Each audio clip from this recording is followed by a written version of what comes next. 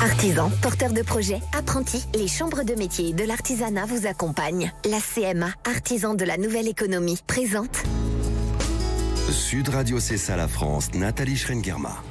Bonjour à toutes et à tous et bienvenue dans C'est ça la France, l'émission du savoir-faire sur Sud Radio. C'est bientôt les grandes vacances dans quelques jours. L'été est là pour tous. L'été, on va vraiment pouvoir en profiter avec les enfants. C'est la fin de l'école. On va mettre à l'honneur aujourd'hui deux initiatives justement qui rendent nos territoires plus solides et plus fun. Pendant cette période estivale, nous serons avec Thierry Franc, président d'Adventure Group, qui reviendra avec nous sur le bois des Lutins à Lyon-Est, labellisé divertissement durable, tout récemment, un parc nature et familial. Et nous serons également avec Jennifer Boulot, qui a cofondé Playdogs, le nouveau Google pour chiens qui référence plus de 20 milieux dog friendly en France et qui vient de publier justement son classement 2025. On en parle tout de suite avec nos invités. Sud Radio, c'est ça la France. Mais tout de suite, on retrouve Thierry Franc. Bonjour Thierry. Bonjour. Alors, racontez-nous un petit peu justement la jeunesse du Bois des Lutins. Il va y avoir du monde. Là, j'imagine qu'il y en a déjà, mais avec l'été, c'est une période qui est très importante pour vous. Oui, c'est une très belle période. Depuis le printemps, on a vraiment plaisir à accueillir du monde et les visiteurs nous rendent cette invitation. Donc, c'est très sympa. Et là, on attaque le cœur de la saison de l'été. Donc, c'est la très belle période. Qu'est-ce qui vous a poussé à créer un parc en pleine forêt? Parce qu'il est assez récent, ce parc, finalement. C'est un parc qui est relativement récent, effectivement, puisque il a été ouvert en 2019.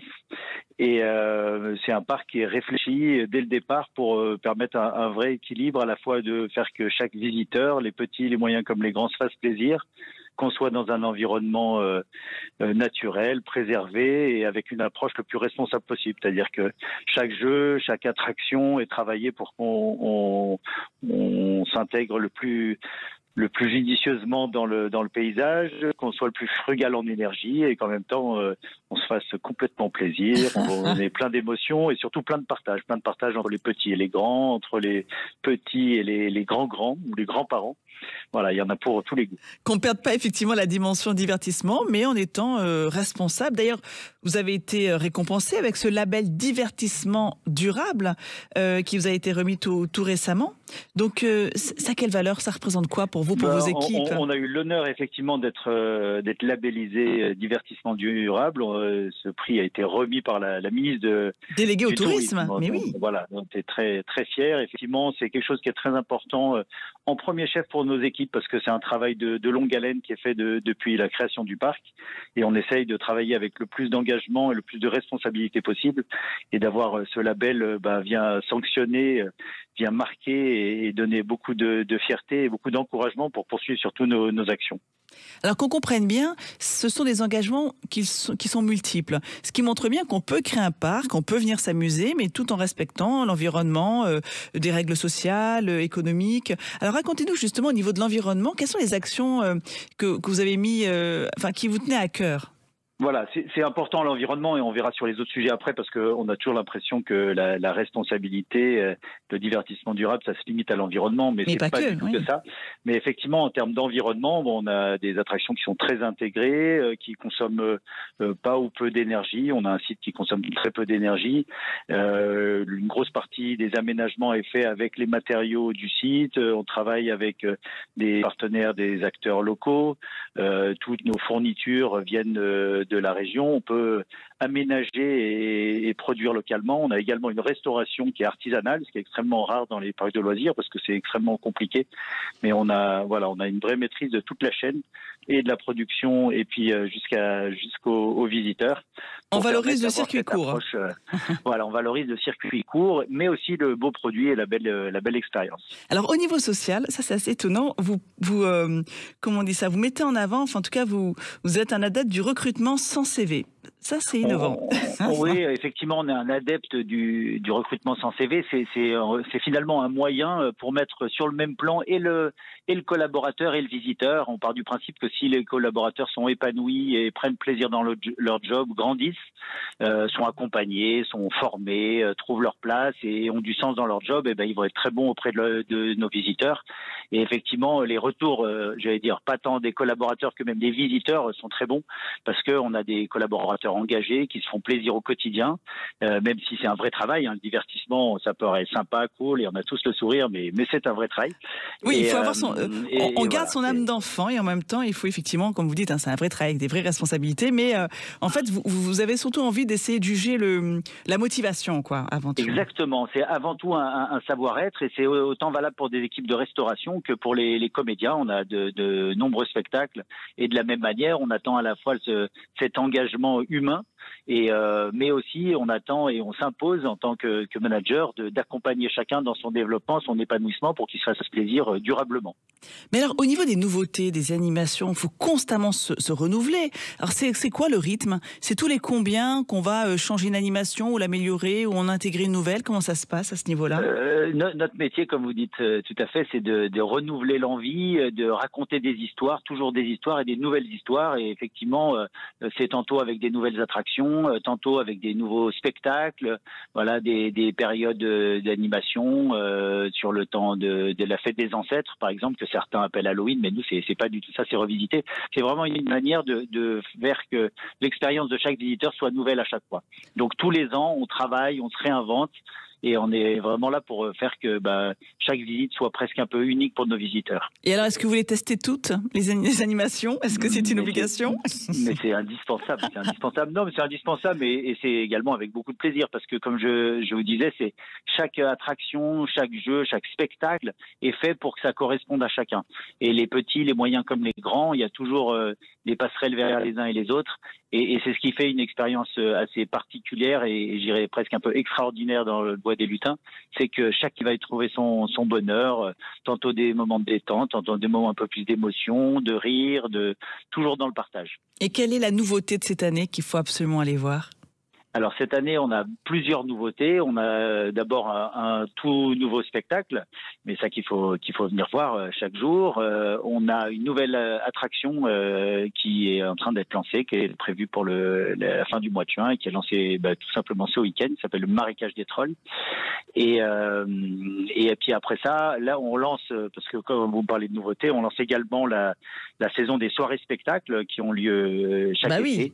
Les soirées sont longues, il faut en profiter. La semaine prochaine, exactement. Donc c'est vraiment une expérience là aussi qui est nouvelle. Comme je disais, on raconte là encore une fois une autre histoire avec des soirées où on va et vivre le parc et un pré-show, comme on dit dans le métier, avant un spectacle et ensuite une fin en apothéose avec un feu d'artifice.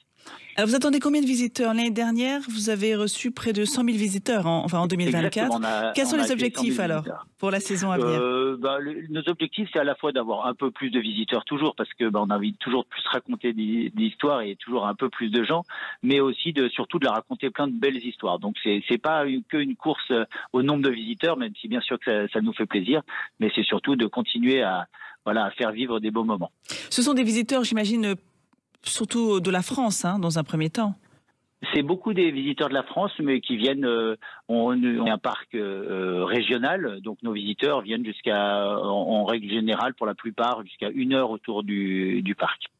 Ça montre finalement qu'on peut avoir envie de concevoir un nouveau parc, rester made in France, essayer d'allier durabilité et innovation. C'est tout à fait possible. C'est exactement ça, c'est-à-dire c'est un vrai jeu d'équilibre et on le voit et les visiteurs nous le rendent chaque jour, mais on n'est pas toujours obligé d'aller à la course à la grosse attraction et avec des moyens sans fin et qui sont parfois très consommateurs d'énergie, qui nécessitent des fortes et lourdes constructions et tout en préservant la jouabilité, le plaisir, le partage, voilà. Merci beaucoup Thierry Franc. Je rappelle que vous êtes président d'Adventure Group.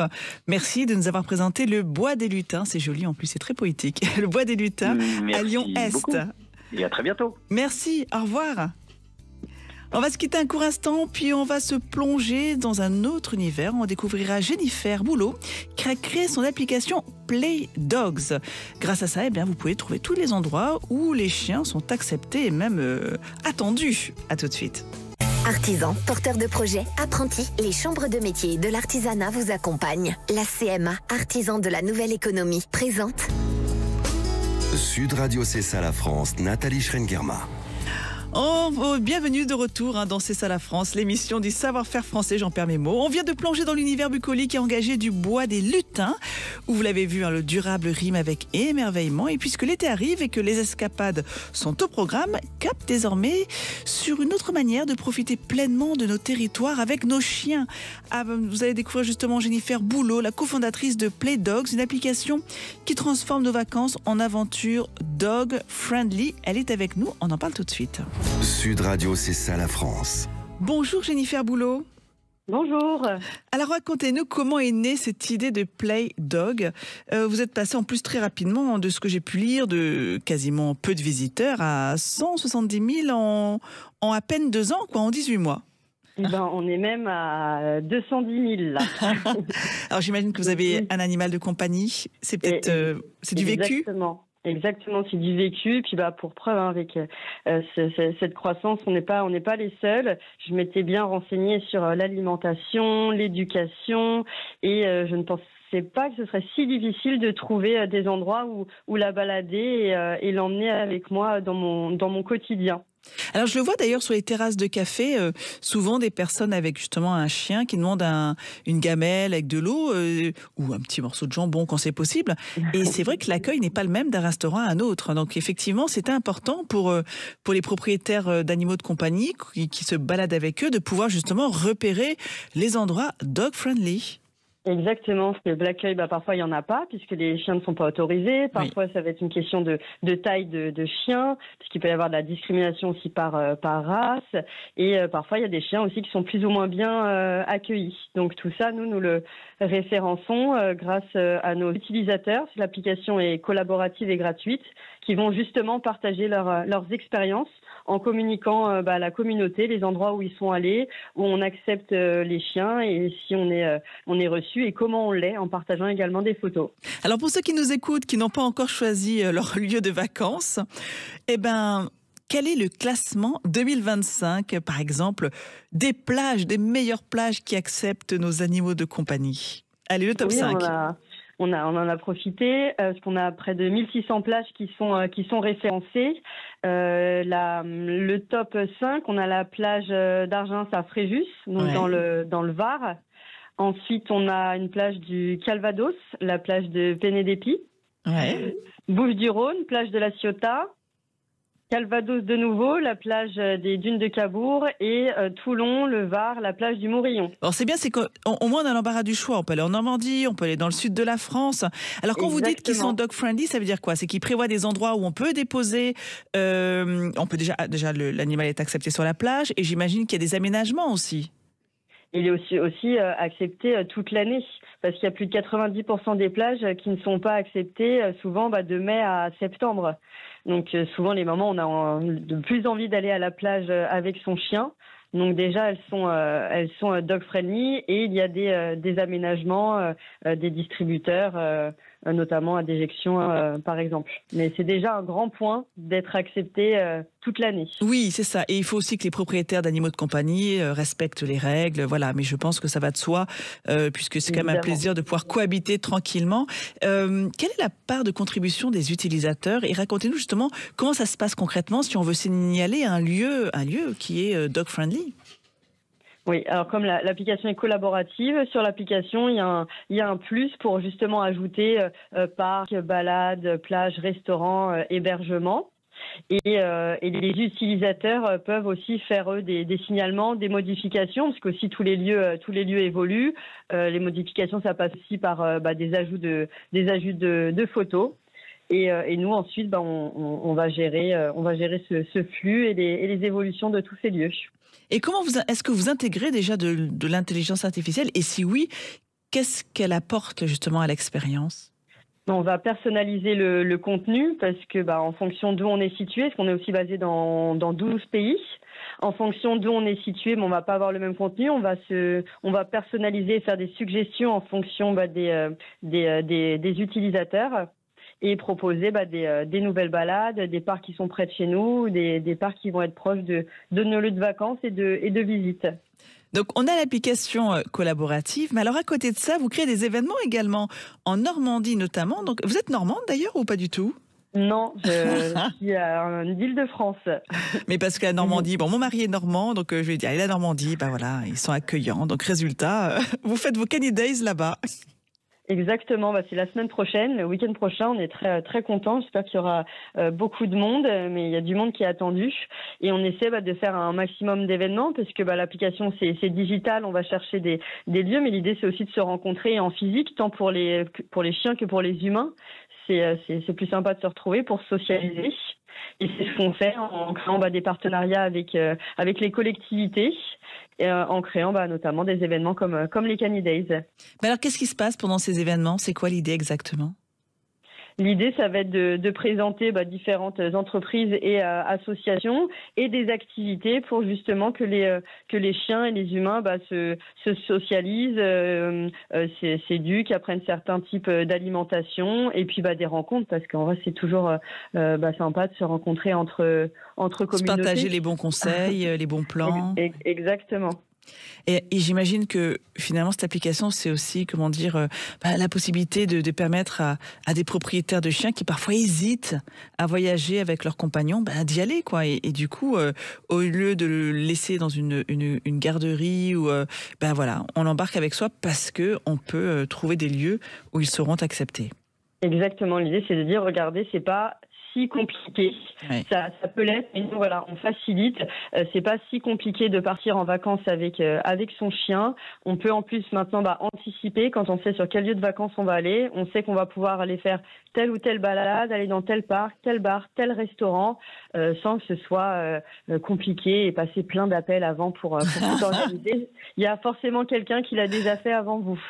Oh oui, j'imagine. Là, je pense que ça doit parler à beaucoup d'auditeurs d'appeler à chaque fois pour vérifier est-ce que ça pose problème. Ah oui, voilà. Et donc là, on peut partager ses bons plans. Voilà, on s'enlève ce tracas une bonne fois pour toutes. Et alors, vous l'avez dit, plus de 200 000, c'est ça aujourd'hui, collaborateurs? Oui, exactement. Alors, c'est quoi l'objectif pour cette année? L'objectif, c'est de continuer à se développer bien en France. Et puis on est dans les pays francophones. Mon associé est en Suisse. On est aussi très présent en Suisse. Et parce il y a près de 18 millions de propriétaires de chiens en France, donc on a encore du travail pour se faire connaître, mais ça fonctionne bien, notamment grâce à vous, de continuer à communiquer sur notre initiative qui est gratuite et qui a pour mission vraiment de faciliter le quotidien de tous ces chiens et de leurs humains. Et puis vous avez de quoi faire entre la Suisse puis la Belgique aussi, où il y a beaucoup d'animaux de compagnie. Donc aussi en Belgique et au Canada, on a aussi une belle communauté au Canada. Et l'application est en 4 langues, donc on peut voyager. Ça c'est bien. Donc c'est-à-dire français, anglais. Français, anglais, italien et allemand, du fait de la Suisse. Et après, l'application, de toute façon, on peut ajouter des lieux et collaborer aux 4 coins de la planète. Merci Jennifer Boulot d'avoir pris le temps de nous présenter Play Dogs, justement, cette application dog friendly. Très belle innovation. Merci à vous et bon dimanche. Allez, il est temps d'aller retrouver Thibaut, notre French Trotter. Sud Radio, c'est ça la France, avec Thibaut, le French Trotter. Et oui, Thibaut nous emmène à Marseille à la rencontre d'une entreprise qui perpétue depuis 130 ans un savoir-faire artisanal devenu emblématique de la ville. Et oui Nathalie, ce dimanche on découvre une entreprise emblématique marseillaise, la Savonnerie du Midi, en compagnie de son président, Guillaume Fievé. On commence tout de suite la visite devant des magnifiques cuves. Alors qu'est-ce qu'il y a dans ces cuves, Guillaume Fievé? Effectivement, nous nous trouvons ici au cœur de la savonnerie, c'est la salle des chaudrons. Donc nous avons 5 chaudrons qui tournent et qui nous permettent de fabriquer le savon de Marseille traditionnel, le véritable savon de Marseille. Donc la saponification dure 7 à 10 jours, c'est un procédé ancestral, traditionnel. Et pendant cette étape, on va mélanger des huiles végétales, donc principalement de l'huile d'olive et de copra avec de la soude. Et ce mélange et cette cuisson vont permettre de fabriquer du savon de Marseille traditionnel. Alors, ce mélange, il se fait à quelle température ? Il se fait environ à 120 degrés. Et tout ce mélange et toute cette transformation se fait sous la direction du maître savonnier, qui est une personne clé dans l'entreprise, qui a un savoir-faire spécifique, qui est d'ailleurs reconnu par le label Entreprise du patrimoine vivant, qui est un label d'État. On peut décrire cette cuve, elle fait combien de litres environ ? Alors nos cuves ont une capacité de 8 à 15 tonnes. On y aperçoit le mélange des huiles végétales. Ce qu'on voit à l'intérieur. Voilà, on voit un mélange. Alors ce mélange sombre, là on est sur un chaudron olive, donc qui va donner un savon de couleur verte. Et justement, il y a une odeur. Il y a des effluves d'olive caractéristiques. Exactement, hein, le savon de Marseille, pour nous, est un produit soit vert, soit beige. Il n'y a pas de parfum, il n'y a pas de colorants qui sont rajoutés. On est vraiment sur l'odeur naturelle de l'olive. Qu'est-ce qui se passe une fois que ce liquide quitte la cuve? Alors effectivement, donc la saponification dure 7 à 10 jours. Et une fois que le savon est prêt, que le maître savonnier estime que le savon est prêt, il est séché. Puis après, il va être moulé, transformé. Et le produit le plus emblématique, c'est le cube de savon de Marseille. Un cube marqué sur les 6 faces avec l'empreinte de la Savonnerie du Midi ou de sa marque phare qui est la Corvette, marqué sur les 6 faces et emballé dans notre usine aussi. Et les visiteurs peuvent voir l'ensemble des étapes de fabrication. Alors il y a une chose qui me frappe. En 1922, il y avait 129 unités de fabrication de savon de Marseille. Aujourd'hui, il n'y en a plus que 3. J'imagine un peu ce qui s'est passé entre-temps, mais j'aimerais que vous me le racontiez. Alors, effectivement, aujourd'hui, il n'y a plus que 3 savonneries traditionnelles à Marseille intramuros, alors qu'il y en avait 129 en 1922. Voilà, c'est toute la désindustrialisation qu'on constate avec l'arrivée des gels douches, des grands lessiviers, et donc progressivement une diminution des unités de production.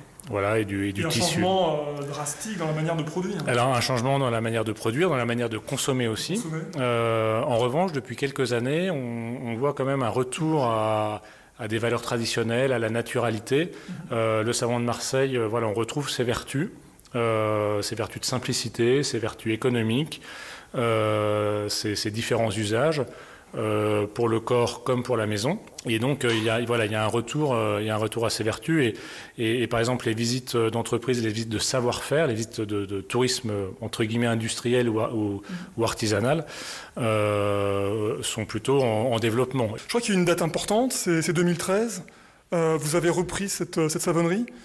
Alors effectivement, en 2013, notre PME familiale, qui a été créée en 1924 par mon arrière-grand-oncle, a repris cette savonnerie. Et nous avons décidé à ce moment-là de relancer la savonnerie en rénovant ses chaudrons et en créant le musée du savon de Marseille. Donc voilà, si on veut visiter, il y a évidemment des horaires. Je crois qu'il faut réserver. Alors effectivement, tous les horaires se retrouvent sur le site savonnerie-du-midi.fr. Tout attaché? Tout attaché, exactement. Merci beaucoup, Guillaume Fievé. Merci beaucoup. Merci Thibaut. Et si vous passez vos vacances dans la cité phocéenne, voilà une belle visite à faire pour cet été. Merci encore Thibaut. On vous retrouve la saison prochaine pour de nouvelles visites à travers toutes ces entreprises, toutes ces rencontres dans la France entière. On arrive déjà à la terme de cette émission. Un grand merci à Thierry Franc d'avoir partagé avec nous son aventure durable au Bois des Lutins et à Jennifer Boulot pour nous avoir guidés dans l'univers Play Dogs, toutes ces idées de vacances dog friendly. L'été est à nos portes, alors nous vous souhaitons de magnifiques escapades en famille ou avec vos fidèles compagnons à la découverte des trésors de nos territoires. Et toute l'équipe de C'est ça la France vous dit à très bientôt. On se retrouve à la rentrée pour de nouvelles rencontres inspirantes. Très bel été à toutes et à tous. Sud Radio C'est ça la France, Nathalie Schrengerma. Avec les chambres de métiers de l'artisanat, artisans, porteurs de projets, apprentis, nous vous accompagnons depuis 100 ans pour faire battre le cœur de la France.